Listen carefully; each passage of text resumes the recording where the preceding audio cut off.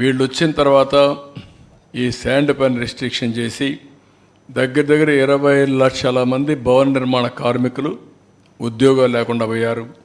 130 మంది చనిపోయారు, ఆత్మహత్యలు చేసుకుని చనిపోయారు.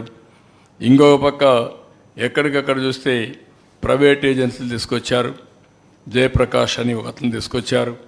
అతను కాకుండా అతనికి ఒక సబ్ కాంట్రాక్ట్ని పెట్టారు. కంపెనీ వాళ్ళది చేసింది ఆపరేషన్, వీళ్ళు ఇష్టానుసారంగా చేశారు. అది అయిన తర్వాత మధ్యలో ఎవరూ లేకుండా వీళ్ళే ఆపరేట్ చేసి వాళ్ళ పేరు చెప్పి మళ్ళా శాండ్ అంతా అమ్ముకునే పరిస్థితికి వచ్చారు. తర్వాత ప్రతిమా కాంట్రాక్ట్ పేరు పెట్టి మళ్ళా వీళ్ళు ఆపరేట్ చేసే పరిస్థితికి వచ్చారు. ఈ విధంగా 1-2 కాదు, చాలా చేశారు. ఇవన్నీ చేసి కడాను మీరు చూసి జిఎస్టీ ఎగ్గొట్టారు. ఇంకొక పక్క పెండింగ్ డ్యూస్ ఒక 1027 కోట్లు ఉంటే అవి కూడా ఇవ్వకుండా పోయారు. ఇంకొక పక్క పర్ఫార్మెన్స్ సెక్యూరిటీ రిటర్న్ కూడా చేసేసారు.